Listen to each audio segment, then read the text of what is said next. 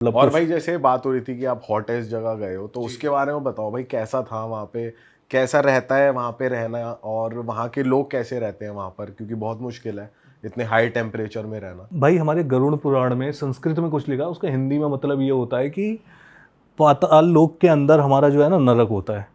ठीक है, वहाँ से फाउल स्मेल आती है, मतलब बदबू आती है, और वहाँ पे लावा होते हैं जलते हुए। भाई ये पाताल लोक ही था मेरे लिए। अच्छा। मैंने ऐसी चीज़ देखी नहीं ज़िंदगी में।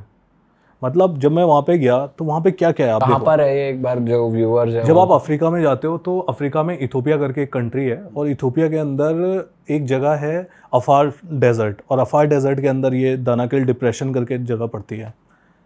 अपने सी लेवल के ऊपर तो ज़्यादातर चीज़ें होती हैं, लाइक माउंटेन होते हैं, सी लेवल पे होते हैं। ये जगह इस सी लेवल से 125 मीटर नीचे है। 125 मीटर 125 मीटर नीचे है। तो इसे लैंड का डीपेस्ट पॉइंट बोल सकते हैं। हाँ, deepest point, one of the deepest point on earth. तो इस चक्कर में टेम्परेचर लाइक भाई 50 डिग्री से ऊपर कॉन्स्टेंटली रहता है, कोई भी चीज़ उगती नहीं है। ठीक है, मतलब ऐसा इतनी इतनी ज़बरदस्त जगह है कि वहाँ पे नेट जियो ने ये बोला कि भाई ये तो वर्ल्ड की सबसे हॉस्टाइल जगहों में से एक है, और मार्स में लाइफ कैसी दिखेगी इस चीज़ को देखने के लिए वहाँ पे रिसर्च चलती रहती है साइंटिस्ट की। तो जब मैं वहाँ पे गया था, एक तो मतलब मैंने ये देखा कि पहले हम नॉर्मली जैसे हम यहाँ पे दिल्ली एनसीआर में रहते हैं, हमें गर्मी लगती है यार, हमें सोचते हैं यार कि 30-40 डिग्री यार बहुत गर्म हो गया, कैसे रहे हैं यहाँ पे। और वहाँ जाके पता लगा कि लोग तो 50 डिग्री से ऊपर में सर्वाइव कर रहे हैं। कोई पंखा एसी भी नहीं है वहाँ पे, कुछ नहीं है, और धूप यूवी रेज इतनी हाई है, कुछ उगता नहीं है, वहाँ पे लोग रह रहे हैं। वहाँ पे लाइव लावा की लेक्स हैं, उन लेक्स से स्मेल आती रहती है पूरी, जैसे जैसे टॉक्सिक स्मेल आती है ना, सल्फ़र की, क्लोराइड की, ये सब स्मेल उड़ती रहती है वहाँ से। तो वो एरिया कितना बड़ा है भाई? जैसे आपने बताया कि 125 मीटर वो नीचे है सी लेवल से, तो वो एरिया कितना बड़ा है? वो एरिया काफ़ी बड़ा है, मतलब जो वो पूरा एरिया डेजर्ट के अंदर आता है, उसमें बहुत बड़ा एरिया है। लाइक ऐसा वो स्पेसिफिक एरिया नहीं है, वो डेजर्ट के अंदर बहुत तरीके की जगह हैं। जैसे ये एक पार्ट है उसका, एक जगह लाइव वोल्केनो चल रहा है, लाइक उसमें आग लगी हुई है, आग के लपटें उठ रही है, वहाँ से भी टॉक्सिक स्मेल आ रही है। तो जब हम लोग गए थे तो वहाँ पे क्या नाम है, रात के टाइम पे हमने वहाँ पे वॉक करके हम लावा वगैरह देखा, हमने वहाँ से धुआं निकल रहा था। और जब वापस आए तो वहाँ पे 1 किलोमीटर दूर ही ऐसे छोटे छोटे ना पत्थर को एक के ऊपर एक करके वहाँ पे एक छोटी सी हट बना देते हैं, वहाँ पे सोते हैं। अब भाई मैं सोच रहा ये तो या तो ये हट गिरेगी, या ये जो धुआं आ रहा है ये मार देगा, सुबह जिंदा बच गए तो। अच्छा, एक दिन आप रुके वहाँ पर। हाँ, रात तो को ये रुके कैसा हमने। टूर होता है, किस लोगों के साथ जाना पड़ता है, कुछ कपड़े पहन के जाना होता है, कुछ बताओ कैसे जाते हैं? भाई ये जो ट्रिप है ना, ये आप सोलो ट्रिप भी अकेले नहीं ले सकते हो, क्योंकि ये वहाँ पे पहुँचना बहुत मुश्किल है। वहाँ का लैंडस्केप इतना ज़्यादा हार्श है, इतना डेजर्ट है, इतनी चीज़ें आपको देखने को मिलेंगी कि मतलब आपका दिमाग एकदम वैसा हो जाएगा। तो वहाँ पे आपको एक ट्रैवल एजेंसी हायर करनी होती है।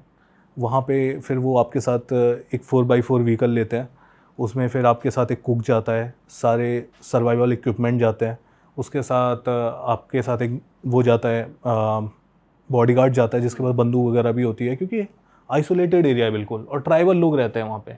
आपको नहीं पता कौन आपको बीच में लूटने की कोशिश करेगा, क्या होगा। तो इस तरीके का ट्रिप रहता है, तो उसके लिए काफ़ी प्लानिंग करनी पड़ती है। कितने लोग गए थे आपके साथ ग्रुप में? मेरे साथ 5-6 लोग और थे, और सारे बाहर के ही थे, लाइक अमेरिकन्स थे और कुछ ब्रिटिश लोग थे। ठीक है, तो कुछ वो आपको डूज एंड डोंट्स बताते हैं? डूज एंड डोंट्स बताते हैं कि लाइक मतलब हमारी सारी इंस्ट्रक्शन को आप फॉलो करो, इधर उधर ज़्यादा, जैसे हमने आपसे बोला है, अगर आप नहीं फॉलो करते हो तो मतलब it can be harmful for your health. आप मतलब वो थोड़ा सा डाउन प्ले करते हैं, टू बी ऑनेस्ट, क्योंकि अगर वो आपको ज़्यादा डेंजरस होकर बताएंगे तो आप मतलब थोड़ा डर जाओगे, मना भी कर सकते हो। तो मेरा तो ये कहना है कि लाइक अगर आप वहाँ पे जाते हो तो लाइक आपको थोड़ा गैस मास्क वगैरह भी लेके जाना चाहिए, क्योंकि हम तो सर्वाइव, क्योंकि बताते हैं कि 20% जो लोग वहाँ पे जाते हैं ना, हीट स्ट्रोक की वजह से बीमार पड़ जाते हैं, या फिर डेथ भी हो सकती है अगर आपकी बॉडी कंडीशन सही नहीं है तो। और जो वहाँ पे लोग रह रहे हैं वो क्या खाते हैं, कुछ उनका लाइफस्टाइल? वहाँ पे क्या होता है कि वहाँ पे जो लोग रह रहे होते हैं ना, उनको कहते हैं अफार लोग होते हैं।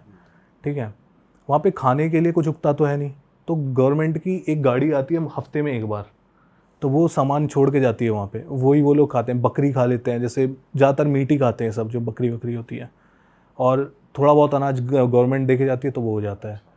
और बच्चियों की जो शादी है वहाँ पे, जो छोटी छोटी बच्ची हैं, उनकी 13 साल की उम्र में शादी कर देते हैं वो लोग। अच्छा। तो बहुत सारे लोगों की शादी के बाद ही मौत हो जाती है बच्चियों की, या फिर बच्चे पैदा करने के मतलब जब वो प्रेग्नेंट होती है तब उनकी डेथ हो जाती है। तो वो इस टाइप का सीन वहाँ पे रहता है। और बल्कि और एक आदमी कई शादियाँ कर सकता है। अच्छा, ये तो ट्राइबल में तो बहुत ओपन होते हैं वो लोग शादी, और ये एक्स्ट्रा मैरिटल और ये वो। हमने तो ये भी सुना है एक ट्राइब है जो वेलकम में ही गेस्ट को अपनी वाइफ ऑफर कर देते। मेहमान नवाजी में आ जाओ, खातिरदारी। नामीबिया में हिम्बर ट्राइब है, वो मिट्टी वगैरह पूरे बालों पे लगा के रखते हैं। हाँ, आप गए हो वहाँ पे? मैं हिम्बर ट्राइब नहीं गया हूँ, लेकिन इथियोपिया में काफ़ी ट्राइब्स थी, जैसे मुर्सी ट्राइब है। वहाँ पे क्या स्ट्रेंज ट्राइब्स हैं?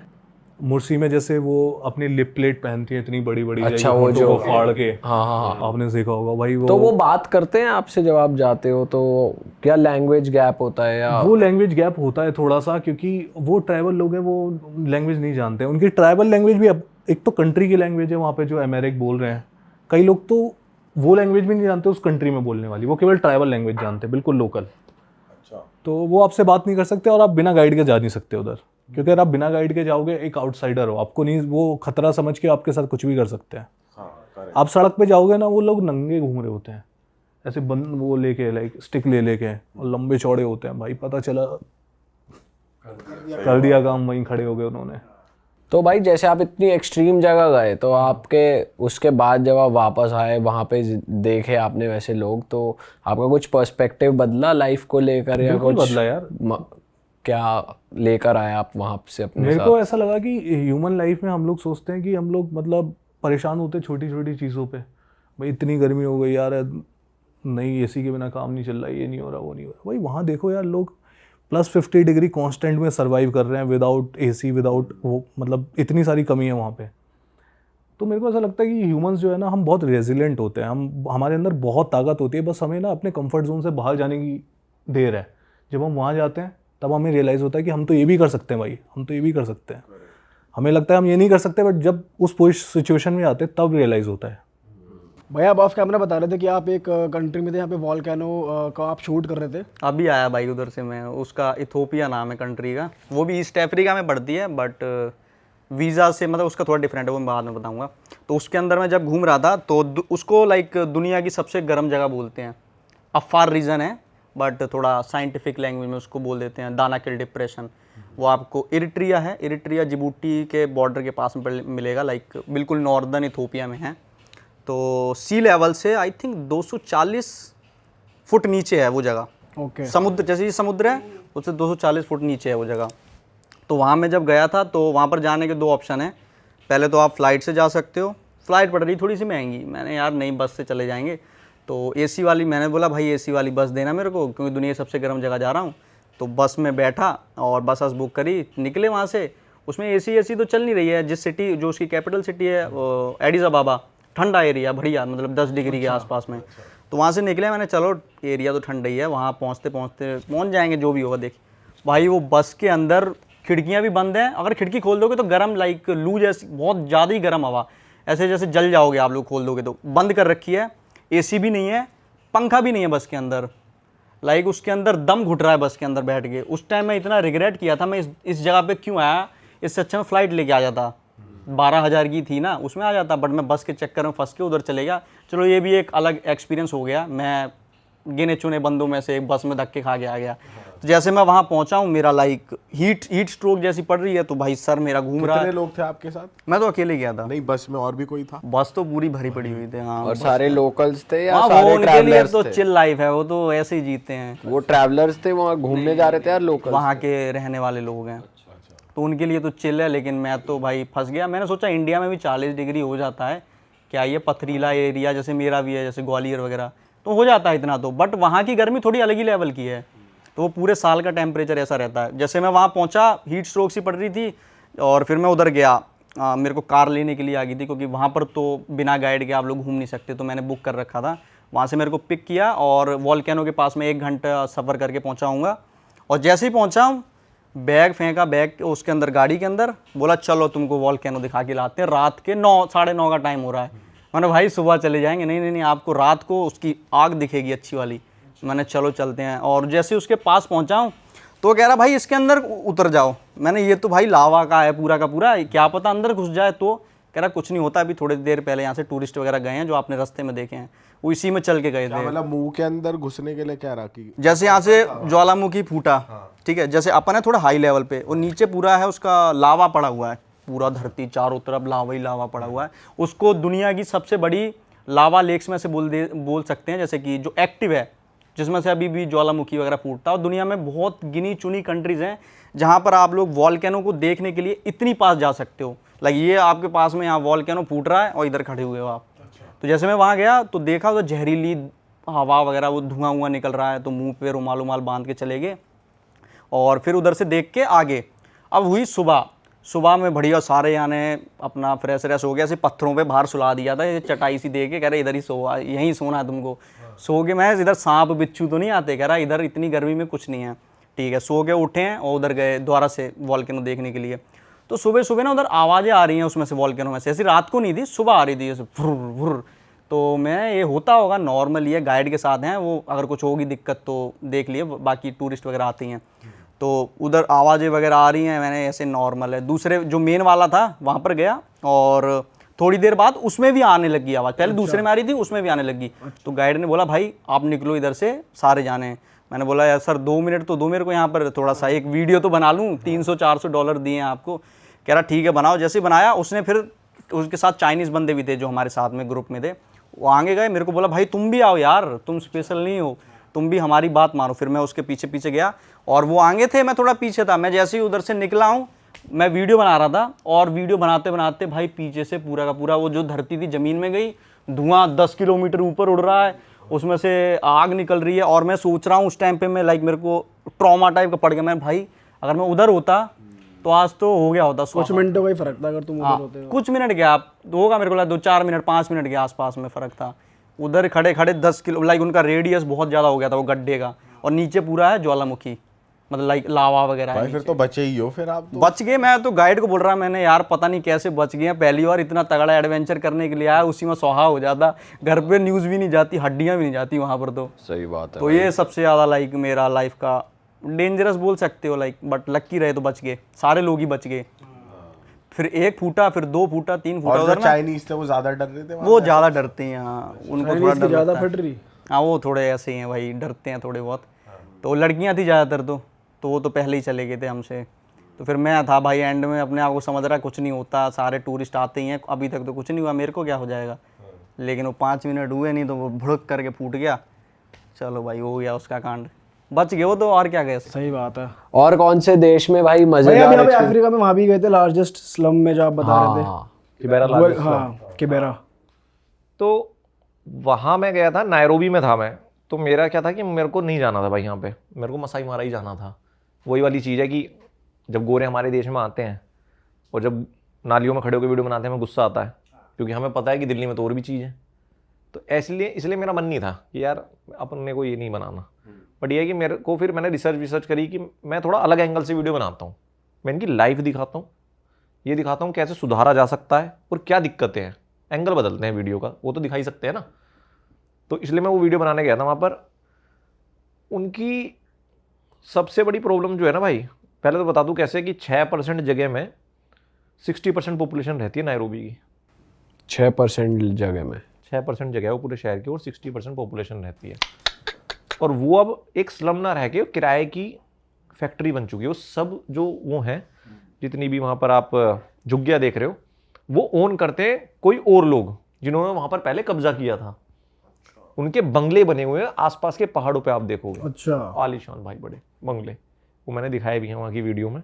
बड़े बड़े बंगले बने हुए हैं। वो उनसे $4 से $5 किराया लेते हैं। रेंट चल रहा है उनका, बड़ा रेंट चल रहा है।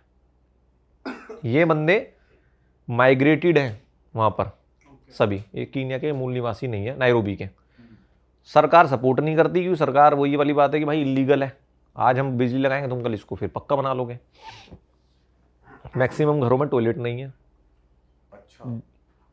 ऐसे ही टट्टियाँ पट्टियाँ बहती रहती हैं उनके घरों में। उन्होंने जो बना रखी है कमरे से, वहीं से करते रहते हैं। जहाँ से पानी की पाइपें जा रही हैं वहीं से गटर खुल रहे हैं। और साफ पानी आ रहा है वहाँ पे? साफ पानी का अभी गवर्नमेंट ने जो वहाँ पर लाइनें बिछाई थी, वो बिछाई थी ज़मीन के नीचे से। बट उसमें दिक्कत ये, वहीं से तो गटर जा रहा है भाई, उसी में पाइपें जा रही हैं। अब एक एनजीओ ने वहाँ पर पहली बार मैंने लाइफ में देखी कि वाटर पाइपलाइन ऊपर से जा रही है, जैसे बिजली के तार जाते हैं। सबसे बड़ी बात, अब आपको लगा होगा कि भाई लोग तो वो वाला पानी यूज़ करते होंगे, बट वहाँ के सब लोग आज भी वो यूज़ करते हैं, गटर वाले। हाँ, बल्कि ऊपर वाला सस्ता है, नीचे वाला महंगा है। ठीक है, शायद वो जो नीचे वाला ऊपर वाला 3 सेंट है, वो 9 सेंट है। तो इससे क्या पता चलता है भाई, उनको आदत पड़ गई है, अब उनको वो पानी गंदा लगता है, खारा लगता है ऊपर वाला,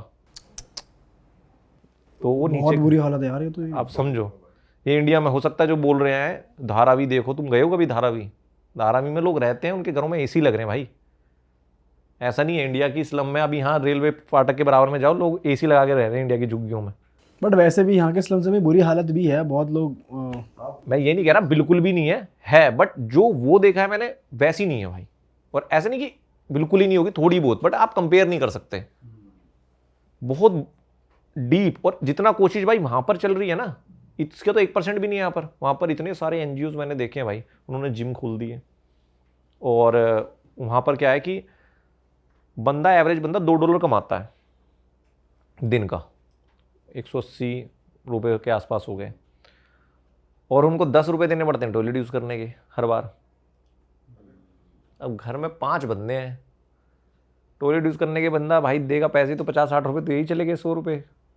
और जिम कैसे कर रहे हो? जिम मतलब उन्होंने एनजीओज ने बना दिए वहाँ पर, उन्होंने कुछ रिक्रिएशन सेंटर बनाए। जैसे मान लो किसी को म्यूजिशियन बनना है, आपने कभी देखना है ये लोग जो होते हैं ना, नशेड़ी होते हैं या जो होते हैं, इनके अंदर टैलेंट होता है।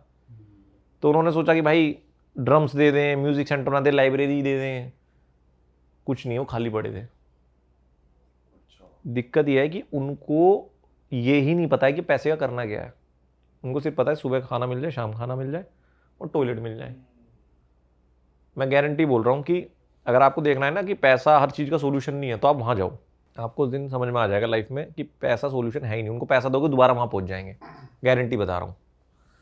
उनको पता ही नहीं लाइफ अच्छी क्या होती है, घर बढ़िया बना के कॉर्पोरेट ना भाई नौकरी करना है, अपना कुछ धंधा करना ही नहीं है। तो काम वाम वैसे वो कुछ कर नहीं रहा है। दिन वो कहते हैं रात में तो लूटपाट हो जाती है भाई, ठीक है, अगर रात में नशे वशे करते रहते हैं वो। नशे की बात, मेरे सामने ही चोरी हो। हम चर्च देख रहे थे वहाँ पर, तो वो बंदा लेके गया कि यहाँ पहली बार कि भाई हमें चर्च बन रहा है पक्का, अब तक कच्चा चर्च था तो डोनेशन से बना रहे हैं। तो भाई उसने चर्च खोला और हम चर्च के अंदर गए, इतने में किसी नशेड़ी ने देख लिया। तो भाई वो आया, वहाँ से उसने टीन उठाई लोहे की और उठा के चल दिया। तो मैं ऐसे देख रहा हूँ, मुझे लगा तो मजदूर होगा, तो मुझे बोलने लगा मेरा गाइड ये देखो चोरी कर रहा है, अभी इसको बेचेगा और नशा करेगा। तो यूथ का हाल है ये। अब यूथ जब पूरे दिन नशा करेगी तो कैसे चलेगा, ये है भाई सिस्टम।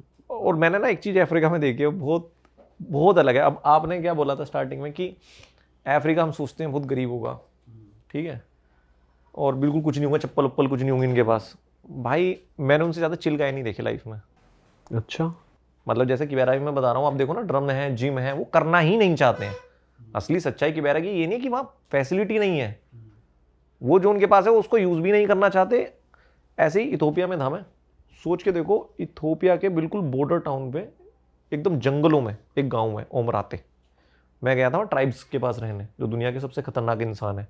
वो शायद अभी अब वीडियो आई नहीं है, वो जो ये था वर्ल्ड्स हॉटेस्ट प्लेस। इसके बाद हम गए थे वर्ल्ड्स मोस्ट डेंजरस ह्यूमंस को देखने। ओके। क्या है उनकी अलग बात, वो कुछ उनकी बॉडी अलग है। कोट काट लेते हैं, उसमें 7-8 इंच की प्लेट फंसा लेते हैं, हाँ, है ना, नंगे रहते हैं भाई। तो उनका ही बताता हूँ आपको, हमें लगता है कि बड़े गरीब हैं भाई, हमसे ज़्यादा अच्छी ज़िंदगी देखी है मैंने उनकी। कैसे? मतलब मैं गया था ये देखने की, यार देखो बेचारे कितनी हार्ड ज़िंदगी जी रहे हैं। मुझे अपने आप पे तरस आ गया, तू क्या जी रहा है भाई, या हम क्या जी रहे हैं। ऐसी क्या दिनचर्या देख ली भाई उनकी। भाई एक बात बताओ, आप यहाँ काम कर रहे हो अभी, है ना, एडिटिंग करोगे, कोई बच्चा कॉर्पोरेट में काम कर रहा है, फिर वो दिन निकालता है वीकेंड पे, यार बैठूंगा अपने दोस्तों के साथ, पार्टी वार्टी फैमिली के साथ, उनकी पूरे दिन पार्टी बचती है भाई। मैंने कोई आदिवासी ही नहीं देखा जो पार्टी ना कर रहा हो, जिस टाइम भी गया हूँ मैं। कैसे करते हैं वो, चल एंजॉय कैसे करते हैं, कैसे करते हैं? अब हम भाई पहुंचे एक विलेज है, हैमर विलेज। हम गाँव घूमने भेजे, वहाँ से एक झोपड़ी से आवाज आ रही है, ओ ये वो। मैंने कहा भाई ये क्या चल रहा है अंदर। तो हम अंदर घुसे, वहाँ पे 3-4 लड़के बैठे हैं भाई, बॉडी वॉडी सी अच्छी है उनकी काफ़ी, क्योंकि वो जंगली है तो भाई उनका तो फिजिक वर्क बढ़िया है, उन्होंने वहाँ दारू बनाई हुई है अपनी, और उस दारू को भाई कच्ची दारू पी रहे हैं, और इतनी बड़ी बड़ी भाई चिकन के पीस उसके जो भी खा रहे थे बकरा वकरा भाई वो तो फाड़ रहे हैं, और 3-4 लड़कियाँ बैठी हैं भाई कुंवारी, वो भी नेकेड बैठी हैं बिल्कुल। वहाँ क्या है, एक चीज़ है कि आप पता लगा सकते हो ये लड़की कुंवारी है कि शादीशुदा है बालों से। अच्छा, हेयर स्टाइल अलग होगा। हेयर स्टाइल अलग होते हैं। जो शादीशुदा होंगी उनके बिट्स होंगे और वो होंगे थोड़े से लाल कलर के रंगे हुए और पतली पतली लंबी लंबी, और जो शादीशुदा नहीं होंगे उनका हेयर स्टाइल अलग होता है। तो वो उनकी गर्लफ्रेंड थी, दोस्त थी, तो मतलब भाई शबाब एंजॉय ले रहे हैं। शराब और पार्टी मौज चल रही है, मौज चल और रही थी दिन भाई। दहाड़े दिन दहाड़े भाई खूब नंगे मजे बैठे हैं। और वो ही नहीं, फिर मैं दूसरे विलेज में गया तो मैं गांव में लोग ढूंढ रहा हूँ, गांव में लोग नहीं मिले, फिर हम ठेके पे पहुंचे गांव के आदिवासियों के, पूरा गांव ठेके पे था, मेल फीमेल दोनों? फीमेल ही ज्यादा थी। अच्छा जी। मेल तो 4 पति बैठे थे साइड में, अच्छा जी। फीमेल बैठी थी कि एक औरत मुझे मिली, वो बोली इधर बैठ, बराबर बैठा भाई, मैं बैठ गया, कहता तुझे पता है कौन है? मैं नहीं जी, ये मेरी माँ है, ये मेरी माँ की बहन है, ये मेरे पति की कुछ लगती है। मैं खानदान बैठा था औरतों को, पूरा बुढ़िया भी थी, जवान। इंग्लिश बोलते हैं वो लोग? हाँ, इंग्लिश फैंटास्टिक एकदम। हमारी इंडियन जनता के पेट में तो दर्द यही हो रहा है। वीडियो में क्या कमेंट मारे, भाई ये इंग्लिश कैसे बोल लेते हैं, ये तो हमसे ज्यादा पढ़े लिखे हुए हैं। अरे यार उनकी भाषा है वो, तो वो बोलेंगे ही। मतलब ठीक है, पूरा कुनबा वहीं बैठा है, फिर उसके बाद क्या चल रहा? तो मुझसे बोलती है कि प्रेग्नेंट हूँ मैं, और उसके हाथ में दारू का मग्गा है भाई, वो वहीं चूल्हा लगा रखा है, उस पर चल रही है दारू, और सब बुढ़िया टुल हैं।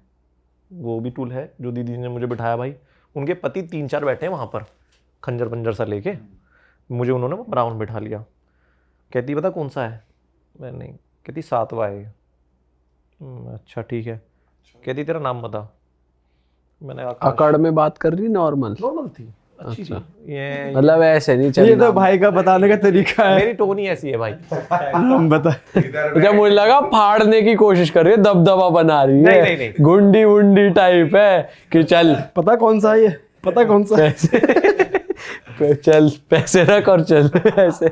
मेरी टोन ऐसी टोन नहीं थी, ठीक थी टोन। अच्छा, फिर क्या हुआ? तो कहती कि अपना नाम बता, तो मैंने बोला यार आकाश। तो कहती ठीक है, दिस बेबी नेम आकाश, और लिख के दे दे तू मुझे। अपने पति से कहती फ़ोन दे दे, उसमें लिखवा ले। भाई ठीक है। तो वो बता रही थी ये है वो है, बट वहाँ पर पता है क्या है भाई, उनके लिए ना हम टूरिस्ट का मतलब सिर्फ पैसा है, हम ATM मशीन है, कुछ नहीं है। पैसा पैसा पैसा पैसा भाई, आप गाइड को कितना पैसा दे दो, ये टूर जो मैं बता दूँ बहुत एक्सपेंसिव होते हैं भाई, $1000 $1200 ऐसे गाइड को देने पड़ते हैं। फिर टूर में आप जाओगे उन विलेजेस के अंदर, तो वो भाई फोटो के वीडियो कैमरा देखते चिल्लाने लगते हैं कि भाई पैसा पैसा।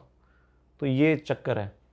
और पैसे का करते वो नशा और एंजॉय है। भाई मेरे दिमाग में यही तो बात आई कि यार अगर सरकार इन्हें चाहे भी तो मेन स्ट्रीम पे कैसे लेके आएगी। उनका जो गांव था, इतनी खूबसूरत जगह था, सामने से नदी जा रही है, ऊपर पहाड़ पे गांव बना हुआ है, बिल्कुल खुला खुला घर, ऐसे करोड़पति लोगों की मतलब थी झोपड़ियाँ, बट बहुत खूबसूरत जगह थी। उन्होंने ठेका बना रखा है, उस पर फ्री की दारू बना रहे हैं, बकरा मुर्गा गाय भैंस जो भी खाते हैं वो खा रहे हैं। तो उन्हें कैसे लेके आओगे भाई मेन स्ट्रीम में? उन्हें ये बोलोगे कि चलो शहर में चलते हैं, अब तुम्हें सुबह से शाम तक जॉब करनी है, क्यों करेंगे भाई? फिर NGO के ट्रक उतर जाते हैं, दवाई दे जाते हैं। कोई टेंशन नहीं, सब कुछ ऑटोमेटिक मिल ही रहा है, चल रहा है उनका। हर दिन संडे चल रहा है। वहाँ भाई मैंने वही Enjoy। देखा कि वो कहते हैं ना, अगर बिना जरूरत के किसी की मदद करोगे तो मेहनत करने की जरूरत खत्म हो जाती है। वो वाली बात है, किसी को बर्बाद करना है उसकी मदद कर दो जब उसे जरूरत ना हो, फिर वो तुम्हारा आदी बनेगा। मैं गया तो ट्राइब समझने था, मैं लाइफ का ये उसूल वहाँ समझ गया हूँ कि बेटा तुझे कोई फ्री में मदद कर रहा है ना, वो दिखेगा दोस्त जैसा, होगा वो सांप। होता सांप है, और तुम समझ भी जाओगे तब भी नहीं बोल पाओगे उससे। क्या बोलोगे? वो कहेगा यार मैं तो मदद ही तो कर रहा था तेरी। वो कब लात मारेगा तुम्हारी? जिस दिन तुम ज्यादा बड़े खड़े हो जाओगे ना, जब गिरोगे, क्योंकि तुमने तो अपनी प्रॉब्लम कभी सोल्व करी नहीं, तो उस दिन पीछे हटेगा वो, और तुम उठ ही नहीं पाओगे, तुम तो कभी उठे ही नहीं। तो अफ्रीका में ये